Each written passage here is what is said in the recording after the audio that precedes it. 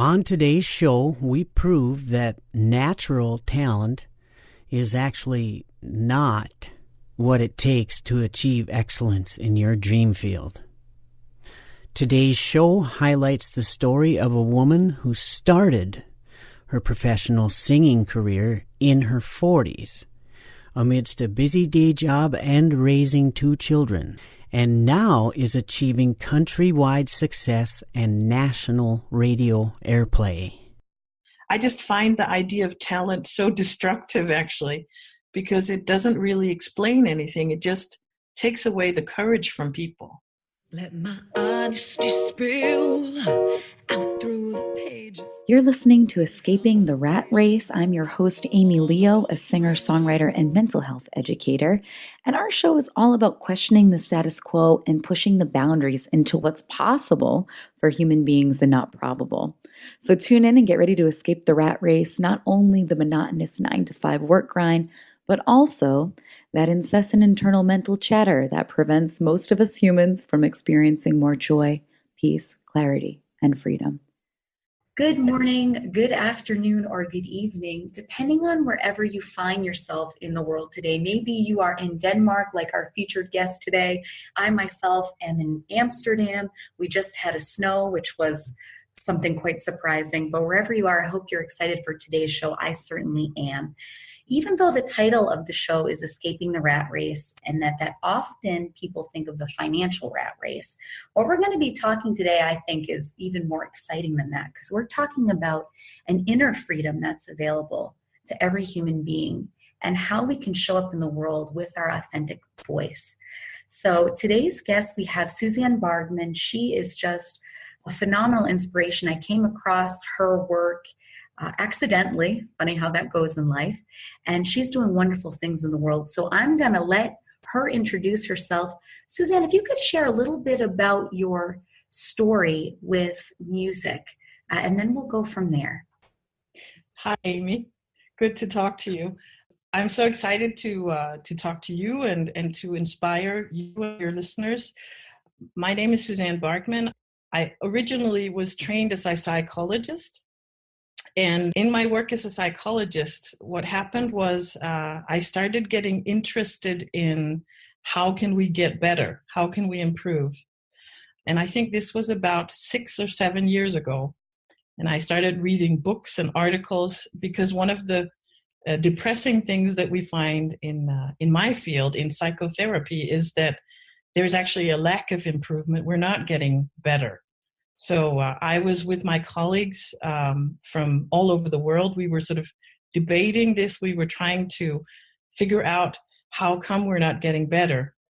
And by somewhat of an accident, we stumbled upon the research of a Swedish psychologist called K. Anders Ericsson, who's written extensively about how the best become better than all of us.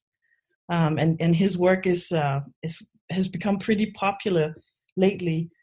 He's sort of the research behind the statement that it takes 10,000 hours of practice to become an expert. So this is sort of where the whole thing started. I was trying to figure out how to improve, and I wanted to not just read about it. I wanted to experience it. So about 6 years ago, I decided to use myself as a test subject on the idea of how practice can improve your performance. And I started practicing my singing. So I started, trying to figure out how good is my singing right now. I found a coach, and with my coach, started to set small goals for improving my voice.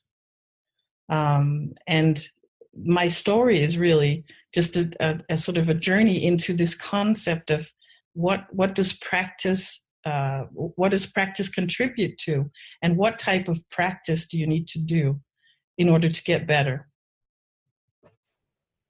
Yeah, that's a theme I've seen come up a lot. A couple of things that you're talking about coming up a lot. One is this desire to improve. And I also come from a mental health background. I actually was a social worker in New York. Mm-hmm. And I had the same exact thought. clients really aren't getting that much better. Mm. And then this piece of the difference in practice quality. Yeah. That is just fantastic. I wonder if now we can actually share a real world example, and we actually have Susanne's before and after tracks. So we're going to play the before track now. Seems like it was yesterday when I saw your face. You told me how proud you were, but I walked away. If only I knew what I know today. Ooh, ooh, I would hold you in my arms. I would take the pain away. Thank you for all you've done.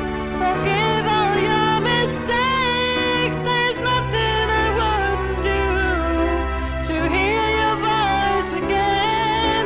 Sometimes I wanna call you, but I know you won't be there.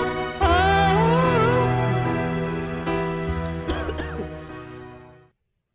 And now we'll play the after track.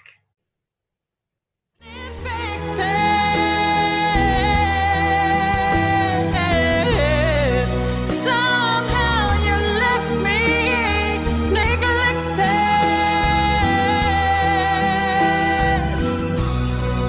We found our lives been changed, babe. You lost me. And as you can hear, there's definitely market improvements. So I think you succeeded in your goal, Susanne. Which A+, gold star. I'd love to hear more about what that journey was like. If we can dig into this again, this idea of the quality of practice. I know one thing that we call it over in the States is we do call it also deliberate practice. Can you share more about what does that entail? Yeah, I think this is probably, for me, the crucial difference to, at least to what I've done, both professionally and probably also with singing. A lot of the practice that I've done, and you may recognize this from your training as a social worker, a lot of the practice I've done has been going to workshops on specific topics with a lot of other people for 2 days, and then go home and see how I could apply those ideas to my work. And my experience was the ideas really disappeared for me pretty quickly. And I think my experience with singing has been somewhat similar. Before when I was singing, I would sing a song that I liked, and I would sort of sing it over and over again. And I didn't really get that much better. Now, the idea of deliberate practice is very different, because the idea is that you are a lot more specific, and you focus on what you can do, your own skills. So the idea is everybody shouldn't practice the same thing. In fact, everybody should practice specifically what is unique to what they need to learn. So, for example, with my voice, and you heard the before clip, what I first had to do with my coach was identify what is it I need to learn first. What is it I'm aiming for? What is it I'm not able to do right now? And for me, it was making, in lack of a better word, I wasn't able to make the big sounds that the divas make. So first I had to work specifically on achieving a larger, a bigger, louder sound in my voice. So that was sort of the first focus point of my practice, which was, I think, maybe almost a year of just trying to pursue that bigger sound. It looked nothing like the way I had practiced before, because I didn't necessarily sing entire songs. I would maybe just sing 1 or 2 lines again and again, trying to change that sound to my voice. And I find that's a remarkably different way of practicing than what I've done in both areas of my work and my singing. I haven't worked like that in professionally either, because it would mean looking more specifically at what is it I do and where is it that I have problems and how can I practice specifically those areas. I don't know if that makes sense. I think it definitely makes sense. Absolutely. I really enjoy that you're bringing up that everyone has kind of an individualized need in their growth, both personally and professionally.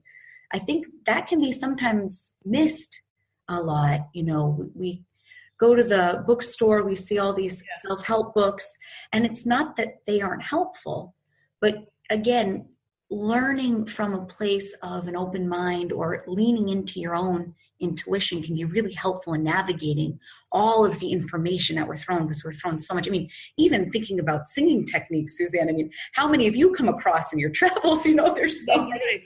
There are so many ideas. Yeah. And I find that, I mean, even now that I've talked about my story and people have heard about it, I find that, I mean, in some ways, people are asking the wrong question, because people are asking, what technique did you use? And I'm thinking, actually, that's not the right question to ask, because the technique that worked for me only worked because it targeted what I needed to learn. Other people may need to learn things that are so different, and they will need other ideas and other ways of working. So I think that's been sort of the eye-opener for me. They call it, so in the literature, they call it knowing your baseline. You have to know what you're good at and where you're lacking. And from that start point, you have to start working specifically on the things that you're lacking. Yeah. And I can't hit home again how helpful it can be to have a coach, especially, you know, in something like singing, where we can't directly hear ourselves the way the world hears us. It can be really helpful. But with that, I'd love to kind of move to this arena that I talked about in the beginning, where I come across so many people that are inspired to sing, they want to perform, but there's some thought pattern that they're letting kind of get in the way of them actually being in action and even getting to this step of practice. You know, often it's, I hear, I don't have time, or I don't have money, or I'm too old, I'm too skinny, I'm too young. And I do know from reading your bio, I did a little bit of research, Susanne, that, you know, you are a busy professional. I mean, you are a professional, you're a mother, and yet you have now reached the radio in your home country, which is phenomenal. So yes. I wonder if you can kind of speak to that. If people are really struggling with that piece, what could you share that might be helpful to them? I think actually your question is spot on. I think the first thing that you have to target is sort of the underlying ideas that many of us have about, for example, the voice. I don't know what it's like in other countries, but I can say that here in Denmark, it's like there is this idea that either you have it or you don't. Either you are a natural or you can't sing. There are these sort of ideas about people having been born with talents that make them more able to sing than others. And I think that idea in itself can really stop you from even pursuing singing, because what if you don't have that talent? What if people don't listen to you and say, wow, you have a phenomenal voice? Many people will give up because they then conclude that I'm not made or built for singing.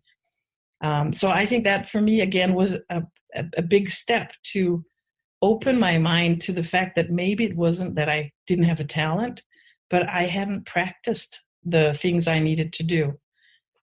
Then after that realization, the next step, as you highlight, is I needed a coach. I couldn't do this by myself. I could record myself, and the recording that you shared, the before recording, when I listened to it and my coach said, what is it you want to change? My sensation was I wanted to change the whole thing. I didn't like one bit of how it sounded. And that's not very constructive. It's in fact, it just makes you depressed, or it made me depressed. So I needed his guidance to be more specific about, for example, let's pursue a bigger sound. Let's do this and practice this. I needed him to help me point my attention to what is it that I can practice, what's possible to change. And then, as you say, the next step was to find time in a busy life to practice. And that wasn't easy because, as you say, I have a job, I have children. So I have enough things that will demand my attention throughout the day. For me, the solution was I practice in my car. I drive a lot in my job.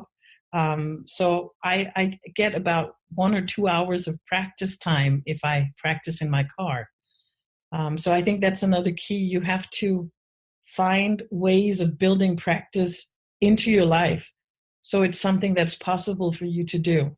I couldn't just leave the family for an hour every day. That wasn't realistic. I needed to find space in my work life to do this.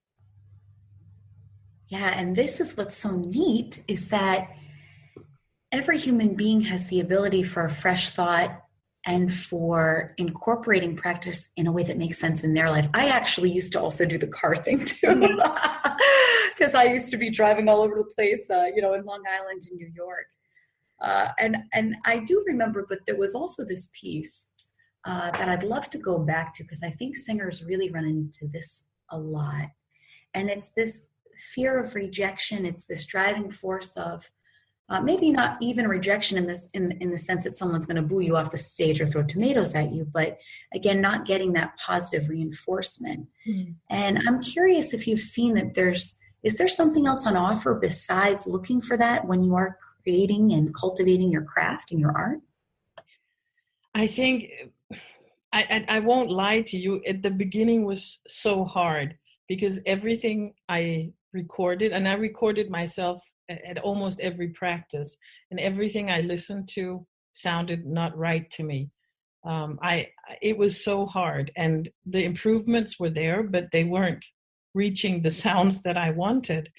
And so I think in the beginning, actually, I couldn't have done it without a coach that helped me, stick to my commitment to practice and helped also point out that things were actually improving and it was moving in the right direction. Because if I had other people listen to it, people can be pretty brutal. They would have said, "Oh, it sounds nice. You're not a diva singer," or whatever they would have said. I think the reward from improvement only came later in the process, to be honest with you. I think it took probably several years before I felt confident enough to sing in front of others and where I felt the performance was good enough for people to actually say, "Hey, that's an improvement," or "That's good." So yeah, so I think my coach was crucial, and I didn't see a coach every week. I saw him maybe once a month. Ah, okay. So it wasn't like a huge investment in coaching hours, but I needed him on a regular basis to help me listen to what was changing and help me point in the right direction towards new things to practice.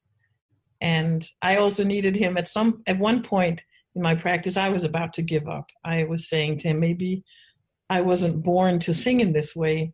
And he was saying, "This is not right. You just have to continue because I can hear it's just around the corner, but you have to not give up now." So yeah, so it was tough. I'll admit that it wasn't easy.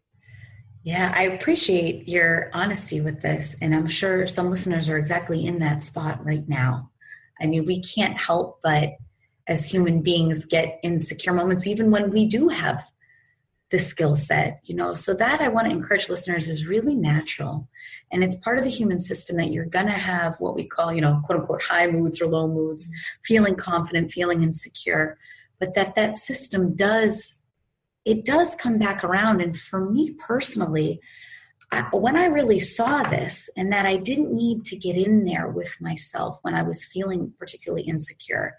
And what I mean by that is I didn't have to make decisions from there, even though it feels like, it feels heavy.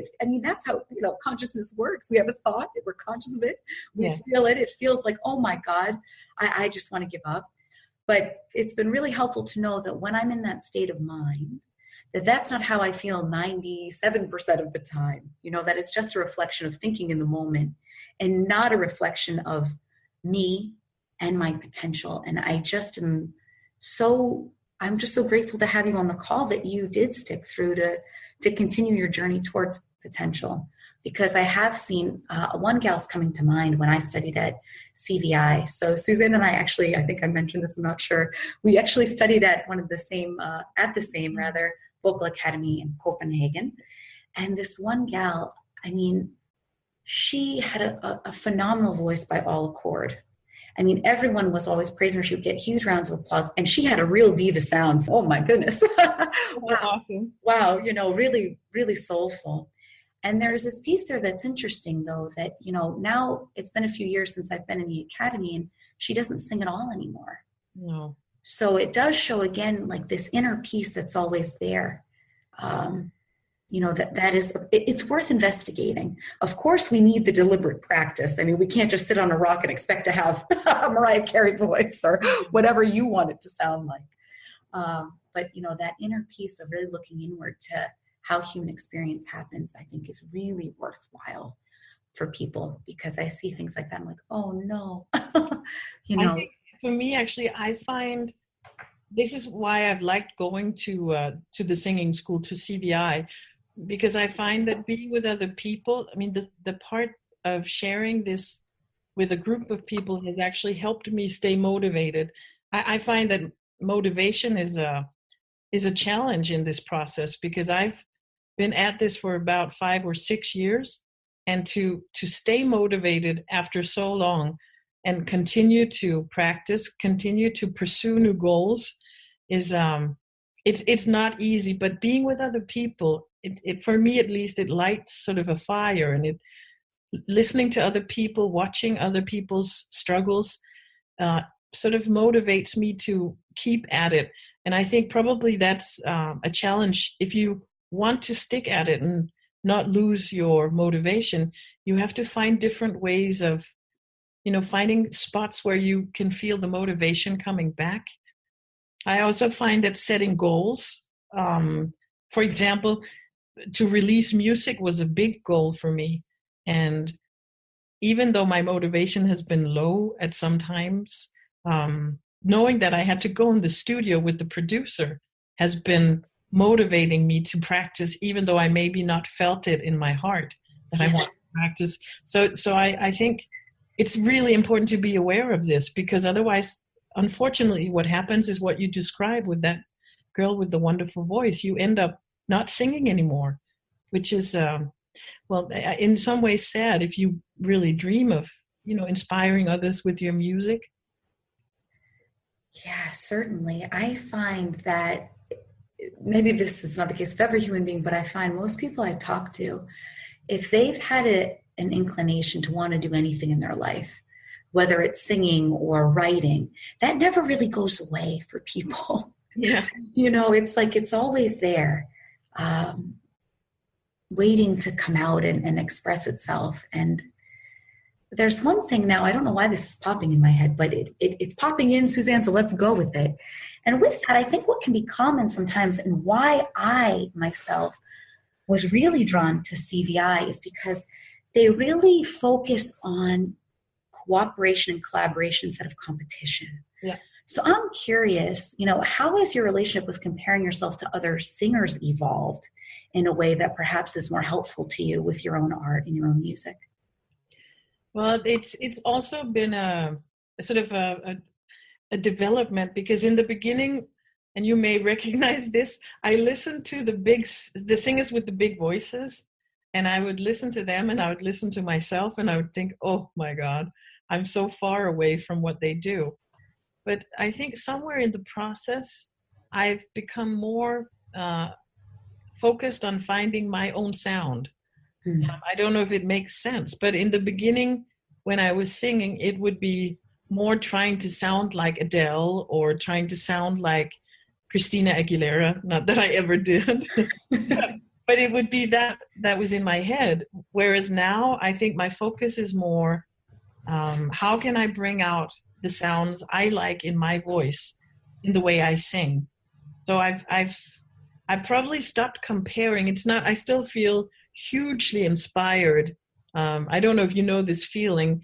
A song comes on in the radio, and everything in my life just stops, and I have to listen to this amazing singer and enjoy the way that she phrases, or enjoy the way she uses her voice in a way that just sounds so awesome.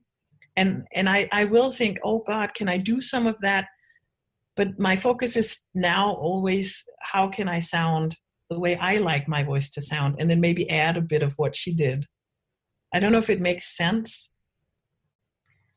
I think it makes a lot of sense. It's definitely, this piece of learning, again, learning by imitation or inspiration, and then kind of cultivating a unique sound. I mean, for me, some of the people I've heard sing covers, it's amazing what someone can do with their own voice that's just as good as the original. And you're like, oh, wow, this is what a beautiful artistic expression of this. Yeah.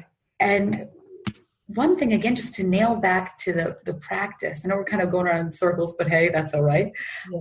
I went to the Vincent van Gogh Museum. I had some friends visiting from out of town. Yeah. And what was interesting is, again, his dedication to his art. The fact that I think he was only an active artist for 10 years, but he was putting out a painting a day, sometimes more. Now, I'm not saying that people have to do, a song a day or anything like that, but, creating these games with yourselves, and again, creating the structure and uncovering things, trying things out, what's going to work for you in your life so you can share your voice and your message, I think is really crucial. Because what I like about his story is it's an exact example of what you were saying, Susanne, that he wasn't a childhood prodigy with painting. He didn't start his career till he was 27 for an artist. So I love that. I really love when people are shining examples like yourself of questioning the status quo and challenging it a little bit. I think it's so important because I am a mother, I look at my children and I think, if I can inspire them to understand that they can achieve what they dream of, they just have to focus on it and put in the right amount of effort. Instead of people telling them you have no talent to. My oldest daughter wants to ride horses, and she definitely was not a talent for that. If you think of it, she was struggling a lot. But if I can inspire her to think that doesn't matter, I have such a passion for being in that, working with horses and learning how to master riding them, then who cares if I'm not a talent? I'll just have to work on it, being specific about small things I want to learn and then building on that. I think it's so important to challenge the idea that any of us are born with a predestined way of what we have to do. Yes. I share something on this show that we call Amy's Real Stories, and we do highlight people that are doing this all the time in all different avenues. I remember being fascinated, even in the mental health field, there's potential there. We don't know from the outside what another individual's potential is. That's right. That's just the truth. And I remember hearing a story I never heard in social work, where a gentleman actually was hearing a talk of a psychiatrist. He was talking about human experience, and he just had an insight. There's no way we could point to how exactly that happened. He had an insight where he saw, oh my God, I've been making myself sick for 40 years. And he actually got discharged from the mental hospital, and he got taken off his prescriptions and lived independently. Now, I'm not sharing that because I think that's the right way, or that it's what someone should do. I just like to point at the potential. Yeah. This in all areas. And I think that, I really respect what you're saying about this idea of lifting each other up instead of tearing each other down all the time. Yeah. And you can do that in a way, what I hear from you is doing it in a way that's truly helpful. It doesn't mean that, like you said, if someone needs to improve on something, you don't say, oh, it's great. And then people don't, work or practice. But there's ways to support each other, I think, in the larger cultural context, which is worth investigating too. Yeah, I think part of that is sort of the takeaway for me from all this, that instead of having these ideas about being limited in what we're able to do. If there's something people dream of, I think to encourage them and to support them in pursuing that, because I mean, I can only speak for myself, but the rewards of being able to now perform music in a way that I can stand in front of others, I can record music that's my own music, and I can have it played on the radio. It's so rewarding. And I'm sure that other people will feel the same if they are actually able to see improvement in achieving goals that they have in their lives.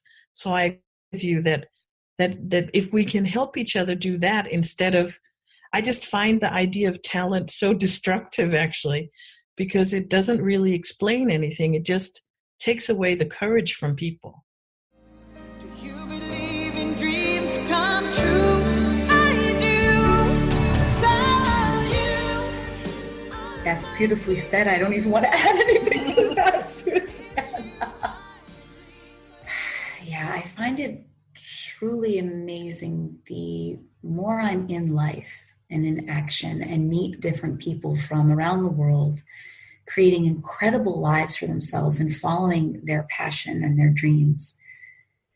It's really amazing what is possible, like what is actually on offer for people from a practical standpoint. Yeah. You know, it really isn't woo-woo stuff. There's an art and a science behind it, behind peace of mind, behind improvement, which you've very graciously shared with us today, how that's manifested for you. I'm wondering now if you could share, what advice would you give your 15-year-old self? So what is it that you know now that you wish you knew when you were younger? Well, I think actually the part about being so caught up in whether I was good enough or not. To share another story, if it's okay, I was about 3 years ago, I was auditioning for the Danish X Factor, to be honest. I haven't told this ever before, but I did. And I went to there's a huge open casting where there's thousands of people that come in. And you sing in front of a panel, and then they decide if you move on to the next round. And I was standing in line with a lot of 15-year-old girls.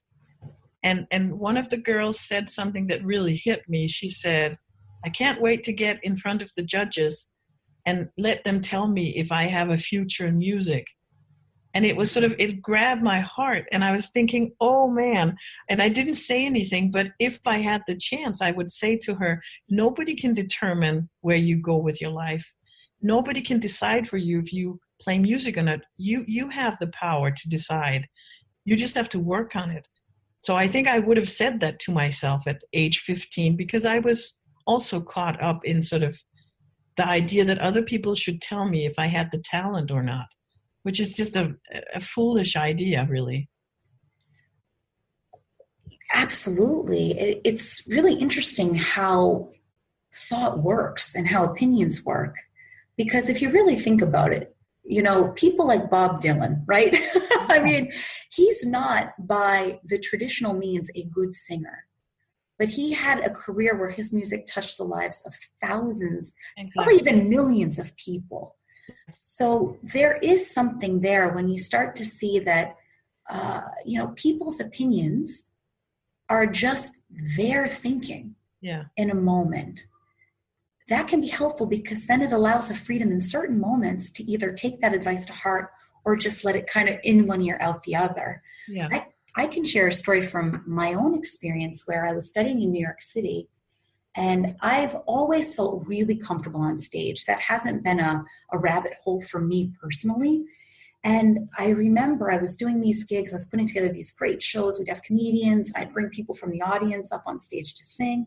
And I was working with this gal, and she said something about the pitch of the song. And she said it in a way that for me, I internalized it as really negative. And then I began to obsess about pitch. Well, if you want a recipe for not having a present performance, worry about your pitch. That's right. That's right.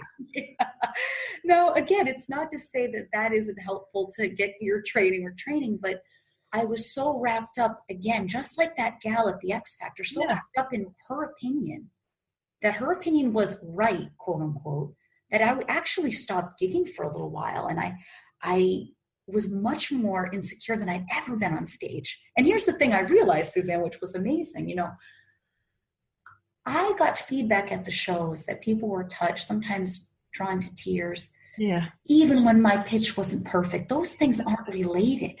No. So I really want to hit that home for the singers out there and for the listeners. And I think because that's my feeling. It's so personal when you get up and sing in front of people. And just one negative comment can, fill up your entire mind after a performance. And I think dealing with feedback and finding a constructive way of sort of categorizing the feedback and not letting it fill your entire thinking, that's been another thing that I have had to work on. Because as you say, if you get up and sing in front of people and the crowd is in tears, then the one person that says something about your pitch, actually that shouldn't matter, because there's loads of feedback in the people in tears, because you've actually given them a gift, you've moved them. So I think dealing with that type of feedback, I mean, if you could help young people do that, I just don't know how, but if you could help young people do that, I think that would be important. And even with ourselves, the feedback we give ourselves, we talked about earlier, this idea of not being good enough. Yeah. I've talked to thousands of human beings, and it doesn't matter what their age was. It didn't matter if they were successful with money or with their career. Everyone has those moments at time to time, or have had a thought like, I'm not good enough, I'm not lovable. That I just want to really encourage listeners that that's normal. There's nothing wrong with you. And that we are all human beings just doing the best we can. What I've seen with the feedback piece that comes to mind to share is I've seen more and more for myself. And what's cool is when clients see for themselves, of course, because it's not me that's doing the teaching. They're really doing the teaching themselves. I'm just a conduit for it. But when you start to see that every human being is only acting out of the thinking they have in a moment. Yeah. That's it. And it becomes a little bit more where you see it more innocently. So I'll give an example that might make more sense. So I had a client whose father beat her in her life. Okay, throughout her childhood, she was beat so bad that she had migraine headaches. When she became an adult, she confronted him and she said, Dad, why did you used to beat me like that when I was a kid? And he, in all earnest, looked at her and said, what else was I supposed to do? I'm not saying that I'm condoning people beating their children. I'm not saying that I'm making a moral judgment, that it's right or wrong. I just think it's fascinating that that's truly the only thought that he had of how to deal with the situation. So it's almost like that happens in music too, or that happens in coaching as well with sports. That your coaches and teachers can be wonderful human beings. They have more experience generally. But there are times where the student can become the teacher. Yeah. And there's that piece of leaning into the individual intuition and the individualized creative thinking in a moment, or expression, really, since we're talking about music. Yeah, and I think one of my colleagues in my work as a psychologist, his name is Scott Miller. He says, when dealing with feedback, he says, if the feedback only comes up once, don't think more about it, because it might tell you more about the person than about what you did. If it comes up twice, so two different people say the same thing, he says, then start thinking about it. If it comes up more than twice from three different people or more, then probably it points to something that you have to deal with.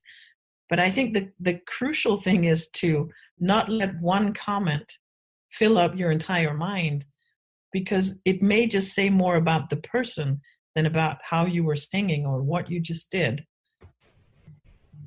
Yes, that was a great example. I like how concrete that was. Yeah. 1, the 2, the 3. And this is one thing too that can happen, when people's family members don't really understand why they want to sing. So, that again, a lot of times it's coming from love, and it's just, again, showing up in a way, that the people that love you think they're being helpful. But again, they also aren't the professionals. So that's kind of important to know too. Yeah. Or maybe they are, but most likely they're not, right. Trained in what you're looking to do or sing. Yeah. I think that can be really helpful to add to that. Well, lovely. So Susanne, I would love if you could share where your music career is now. We've talked about your journey, but what's happening for you now? I know you released an album. And are you touring? Are you recording a next album? How's all that going for you? I'm in the studio right now recording. So I released actually just an EP, so it was 5 songs. And now I'm recording a full album, so that's going to be 12 or 13 songs. And the plan is for that to be finished this year in 2017. And then I'm going to go hopefully play concerts, and I think I'm also going to pursue the chance of having the music played in the States. So I think I'm going to go to, I don't know, I had a dream of going to Nashville maybe and see if I could get some of the country radio stations to play some of my music. That sounds awesome. Yeah. Sounds awesome. Very cool. And when you shared that, actually a question came up that I'm sure listeners would want me to ask. And how did you find the right people to work with, like your producer or your singing coach? How did that occur for you? Actually, when I started singing, I thought if I want to be serious about the project of studying deliberate practice, then I need the best coach I can find. So I was Googling, I was going online to see who would be the best vocal coach in Denmark. And the first name that came up was Katrine Sadolin, who is the founder of the Complete Vocal Institute. But she's not very easy to get vocal lessons from. So I continued Googling, and then the next name came up, which is my coach, Ulrik Elholm. And he does a lot of coaching of professionals here in Denmark. He's been involved in a lot of the big TV shows, singing TV shows like The Voice of Denmark and X Factor and Pop Stars. So I contacted him, and fortunately he said yes. I know that he usually just works with professionals, but he agreed to work with me. And he's been helpful in getting in touch with my producer, and then my producer's been helpful in getting in touch with the musicians that play on my album. So it's I've had great help from the people that I have sought help from. I love the simplicity of that. Actually, Google is what brought me to CVI Complete Institute as well. Funny. And this piece that's so true about when you're in action, things start to fall into place and that your community grows. And that's what sounds like it happened pretty organically, in a way which is wonderful. For me, it's, really, I really attribute Google to a lot of wonderful things in my life. But so I Googled Vocal Academy because I was feeling that I wanted more intensive than once a week lessons myself. And so I got the schedule. I didn't know much about it. Of course, I'm not Danish. We don't have a lot of people in the States that are teaching CVI. I think there's only a handful of people even now that are trained. And then I got the sample schedule. And because we don't work on European time, I thought that it was only 10 to 12 hours a week.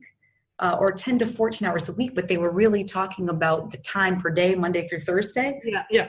Sorry, so it would have been actually 10 to 16, right? So 10 to 4. And I thought they were talking about per week, and I still said, well, you know what? It still sounds great. Well, you can believe how happy I was when I got the schedule after I put my deposit, that it was 4 days a week. Oh, that's awesome. So it's a nice example of not overanalyzing maybe too much, just going with what made sense, what was really clear. And I also think, because when I started singing, it was never that I planned to record an album. Never. It was just to get better at singing. So it has been sort of an organic process where the next step has always sort of shown up. So I then, at some point in my process, it became apparent that if I wanted to take one more step, I would need to work more professionally with a producer. And then I found a producer. So you're right. It's sort of, you can't plan all this in advance. You have to, I think, set smaller goals. And then once you achieve those goals, you can then, set another goal that's a little bit bigger. But if you set the big goal from the beginning, I think you're just going to give up. If I had decided from the beginning I wanted to be a recording artist or whatever you call it, I would have given up because I was so far away from it. So I think the organic process has been necessary for me. I'm really glad that you shared that, Susanne. This is something I interview a lot of entrepreneurs, and a lot of them say the same thing. I never thought I would be running a business, or I didn't think I'd be a podcast producer. It wasn't my, 5-year plan or 10-year plan. And it really just, they showed up in life, took different opportunities. And from there, it seems to me that there's a link between, because they didn't have that grand goal, like you said, being a recording artist, like to me, that feels heavy. Yeah. And I've had that goal myself. And when I really focus on that, it feels really heavy. And if I create it on a vision board, it's like, well, I wake up every day and I'm nowhere near that. So that's a little disheartening, So definitely reiterating the smaller steps can be really helpful, and being open. Yeah. When we have an idea of where we think we have to go or where we need to go, it really does close us down to all of the options we have in our creative capacity. So that's helpful, I think, to know too. Well, fantastic. We are out of time, Susanne. Oh my goodness. I think we've talked about everything under the sun and the moon when it relates to singing, at least what we could think to provide today for listeners. But I want to thank you so much for agreeing to come on the show today. You've been a fantastic inspiration. Thanks for having me. Absolutely. And maybe we can do it again in a year and see how the album release went for you and everything like that. I would love that. That would be awesome. I'd love to do that. Fantastic. And well, of course, perhaps most importantly, is Susanne, can you share where people can actually contact you and listen to your music? Yeah, so my music is out on all digital platforms. My artist name is Sus, and then a space, and then B. It's just my name abbreviated, Sus B. So I'm on Spotify, I'm on Apple Music, I'm on iTunes. And then I have a Facebook account as well, that people also can find just by searching my artist name. And then I have a webpage called susbmusic.com. Fantastic. And if you didn't have a pen in your hand, we're going to have that in the show notes too. So don't worry, listeners. You'll be able to find Susanne if you're looking to find out more information. And we're going to play your song right now. It's called Fall Up. And again, thank you so much, Susanne, for taking the time to be on the show today. Thank you. It's about that time in the show where we share one of Amy's real stories. Kelly, cue the music, please.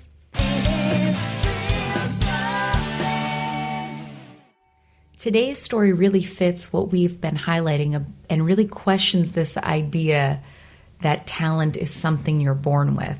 So we all know about the Beatles, and whether or not you like their music, you can't deny the fact they were one of the most successful bands in music history.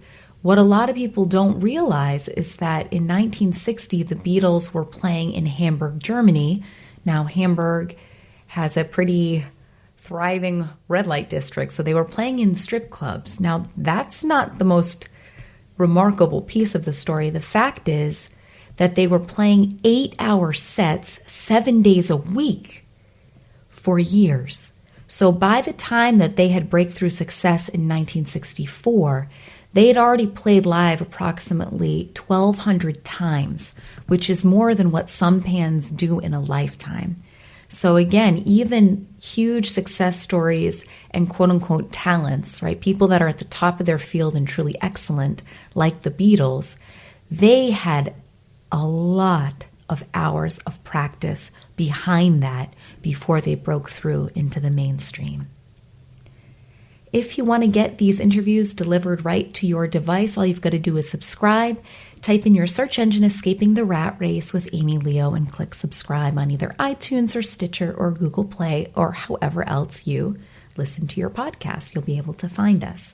If you have any questions, you can always reach us at ratrace@amyleo.com. Next week, we're going to be doing a topic that is also coming up a lot in my line of work. And the topic is, I hate my job. So what do I do about that? So we're going to be talking with Christian McNeil next week to explore that very, very common problem and topic that people are up against. Until next time, thank you so much for listening. Keep rocking.